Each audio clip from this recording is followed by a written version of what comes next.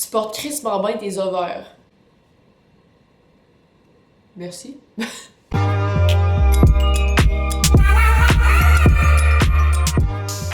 What's up tout le monde? Re-bienvenue sur ma chaîne, j'espère que vous allez bien. Donc aujourd'hui, ça me tentait de suivre le trend que tout le monde a fait. Je suis sûre que vous avez déjà vu cette vidéo-là 150 000 fois, mais c'est pas grave. J'étais vraiment curieuse. C'est les préjugés sur moi. Donc j'ai vraiment regardé une couple de ces vidéos-là. Je trouve ça vraiment bon d'être capable de défaire les préjugés que les gens ont sur toi. Donc j'avais demandé sur Instagram de me dire ce que vous pensiez que j'étais comme personne. Puis je vais les lire live. J'ai posé la question hier et j'ai pas du tout regardé ce que vous m'avez envoyé, fait que j'ai aucune idée c'est quoi le level de genre j'ai-tu l'air d'une esti folle ou je suis quand même saine d'esprit. Fait qu'on va découvrir ça ensemble. Bon, fait que je viens d'y regarder overall, puis honnêtement, je suis quand même surprise, vous êtes vraiment très gentils, fait que merci. Je vais essayer d'aller avec les préjugés comme intenses. Ok, celui-là qui revenait le plus, qui m'a vraiment surpris, c'est tu prends pas assez de place ou t'as vraiment l'air gêné. T'es un peu timide, introverti, je l'ai tellement eu souvent, ça, je suis comme oh mon dieu, j'ai l'air de quelqu'un de timide. Hey, c'est drôle. Honnêtement, je pense que je suis quelqu'un qui prend quand même assez ma place. Genre, quand je suis dans un groupe d'amis, je vais quand même dire mon opinion out loud, puis les gens savent comment je pense. Fait que oui, je prends ma place, mais je vais pas parler pour rien dire. Ce qu'il y a beaucoup de gens qui font, puis que je pense qu'ils devraient pas faire. C'est important de s'exprimer quand il est bon de le faire. Fait que c'est ça que j'essaie d'appliquer. Ça veut pas dire pour autant que je prends pas ma place. Puis je pense pas que je suis quelqu'un de gêné. Je pense juste que je suis quelqu'un d'assez poker face. Fait que ça se peut que ça a l'air que je suis gênée, mais mettons que quelqu'un m'approche, je vais vraiment pas être gênée, je vais commencer à te jaser ça. Non. Fait qu'en général, je dirais que je suis assez outgoing. Ça aussi, j'en ai eu quelques-uns par rapport à ça. C'était une personne qui n'aime pas montrer beaucoup sa vie personnelle sur les réseaux sociaux. Ça, je dirais que c'est quand même assez vrai. Il y a une grande partie de ma vie que je présente sur les réseaux sociaux, mais il y a également une partie que j'aime garder pour moi. Parce que je pense qu'il faut vraiment différencier vie personnelle et vie professionnelle. Et c'est vraiment ce que j'essaie de faire. J'aime pas tant parler de mes trucs personnels. Il y a des trucs que je pense que ça vaut la peine d'être gardé pour soi-même. Il y a des trucs que j'adore partager avec vous. Fait que oui, j'aime vraiment ça, avoir une balance, un juste milieu. Et je pense vraiment que c'est important quand t'es dans le milieu des réseaux sociaux de faire vraiment attention de pas tout exposer. Mais ça, c'est mon avis. Donc oui, vous avez raison, il y a vraiment une partie de ma vie que je garde pour moi. Puis je pense que c'est correct. Vous voudrez pas vraiment savoir qu'est-ce que je mange le matin, par exemple. Fait que j'ai ensuite anorexie dans le passé. Bon, ça, j'ai vraiment envie de faire une vidéo sur tout ce qui a rapport au poids. Non, je n'ai jamais fait d'anorexie de toute ma vie, mais oui, je suis quand même assez petite, vous pouvez voir la grosseur de mes bras. Mais non, j'ai jamais eu de problème d'anorexie, c'est vraiment une question de génétique. Depuis que je suis jeune, j'ai jamais été capable de prendre une livre de ma vie. Genre, même si tu me donnes 50 burgers du McDo, je vais même pas prendre une demi-livre, ok? Fait que ça, c'est vraiment dans mes gènes, mais c'est pas parce que je suis toute petite que j'ai déjà souffert d'anorexie, donc non. Mais j'ai vraiment envie de refaire une vidéo sur le body positivity parce que je pense que c'est vraiment important d'en parler parce qu'on en parle pas assez. Il y a beaucoup de vidéos par rapport aux gens qui sont plus ronds. Puis je trouve ça tellement beau, je trouve ça tellement inspirant. Mais on parle pas aussi de l'autre côté de la médaille où il y a des gens qui sont plus petits mais qui ont vécu comme de la discrimination par rapport à ça. Fait que je vais peut-être faire une vidéo là-dessus. Laissez-moi savoir si ça pourrait vous intéresser. T'as l'air d'une fille qui sort pas souvent, entre parenthèses, club, bar, plus calme. C'est quand même assez vrai, je te dirais que je suis vraiment une battante des fois. J'aime bien mes petites soirées Netflix sur relax, mais par exemple, si tu me craignes puis que je sais que je sors, là, moi, être wild sur un hostie de temps.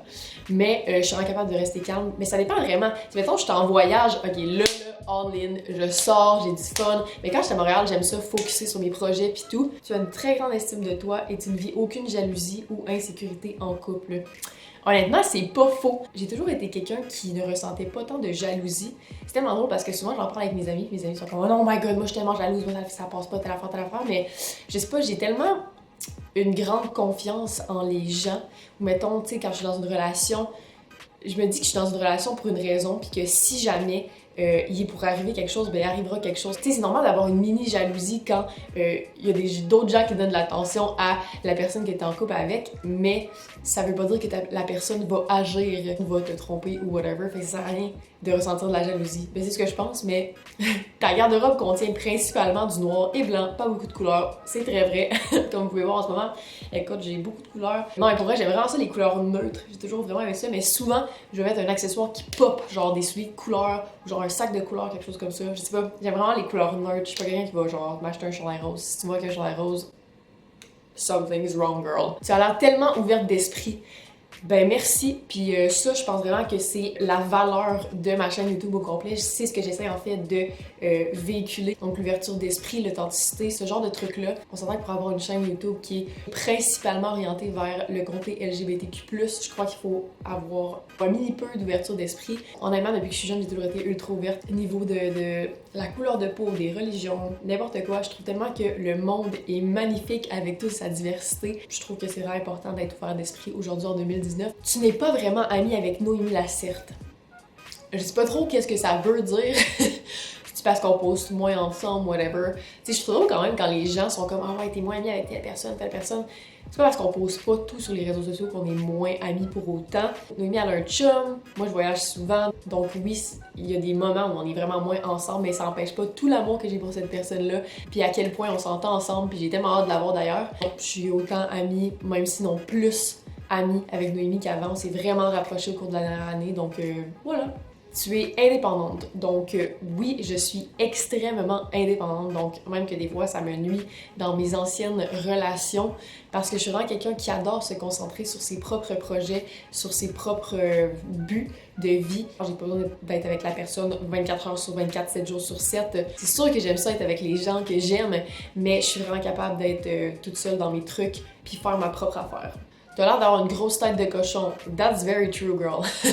En tout cas, quand je pense que j'ai raison, je vais tout faire pour défendre mon point. Des fois, ça peut être vraiment gossant, mais je suis capable d'admettre quand j'ai tort. Ce qu'avant, j'avais de la misère à faire, mais maintenant, je suis rendue assez bonne. Tu sais, je veux dire, si j'ai pas raison, j'ai pas raison. Oui, je suis assez tête de cochon, puis dans mes buts, puis dans mes rêves aussi. Genre, je vais vraiment foncer pour ce que je veux.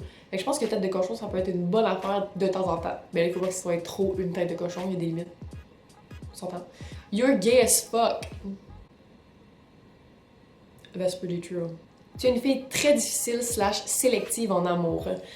Ça, je dirais que c'est pas faux. Je suis quand même quelqu'un d'assez sélectif en amour. J'ai toujours dit que tant qu'à être dans une relation, je vais pas être dans une relation avec n'importe qui.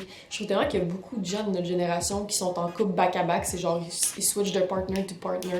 Pour de vrai, dans toute ma vie, j'ai été dans 2 relations sérieuses. Puis la première personne avec qui j'étais en couple, pour de vrai, j'avais 20 ans. 19, moi j'avais 20 ans. Fait que c'est juste pour dire à quel point je suis sélective. Je voulais pas être en couple juste pour dire que j'étais en couple parce que je voyais pas la nécessité. Je me suis dit que la journée que j'allais me mettre en couple avec quelqu'un, c'est parce que je voyais un futur avec cette personne-là. Donc oui, je suis vraiment sélective en amour. Tu n'as pas toujours eu confiance en toi. Ça, c'est assez vrai, en fait. Au secondaire, je vous dirais que c'est la période que j'ai eu le moins confiance en moi. Je crois que j'ai effleuré le sujet dans ma vidéo que j'avais faite avec Vanessa Duchel par rapport au poids. En fait, quand j'étais au secondaire, j'étais tellement petite, genre là, si vous trouvez que je suis petite, c'est rien. Genre j'étais vraiment, genre une planche de bois, littéralement. Comme toutes mes amies étaient en secondaire 5, puis on aurait dit que j'étais en secondaire 2, tellement j'avais aucune courbe, fait que ça me complexait énormément, puis c'est ce qui a enlevé un peu ma confiance en moi.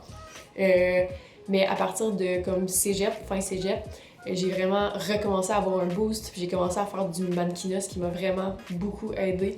Je me suis rendu compte que, ben dans le fond, mon pas de courbe pouvait être un avantage si on le veut. Aujourd'hui, ça va vraiment bien. Je m'assume à 100%. Puis je me dis qu'on est né comme on est né. J'assume mes petites boules, mon petit cul, puis c'est ça. T'as l'air d'une fille douce, pas facile du jugement et non influençable. Je dirais que c'est tout vrai. Douce, ça dépend dans quel contexte. Non influençable, ça c'est définitivement vrai. Je suis vraiment quelqu'un qui suit ses propres idées, puis je vais adhérer aux influences que je crois qui en valent la peine. Parce que souvent, il y a des gens qui vont essayer de t'influencer négativement. Je suis quand même assez bonne pour détecter ça. Comme dans le passé, j'ai eu des relations amicales qui étaient plus ou moins toxiques. Et ça, j'ai été capable de détecter ça. Pour de vrai, quand je sens qu'il y a quelque chose qui s'en vient vraiment pas correct, je vais le dire ou je vais agir et faire en sorte que ça ne se passe plus. Donc, voilà. Ça va être tout aujourd'hui pour la vidéo, you guys. Merci vraiment de l'avoir écouté. J'espère que vous avez apprécié ça. J'étais vraiment curieuse de faire cette vidéo-là puis savoir ce que les gens pensent de moi. Et on se retrouve la semaine prochaine pour du nouveau contenu. Si vous avez des idées de vidéos, honnêtement, laissez-les dans les commentaires. J'adore vous lire puis m'inspirer de ce que vous me donnez comme idée. Prenez soin de vous autres puis à la semaine prochaine. Ciao!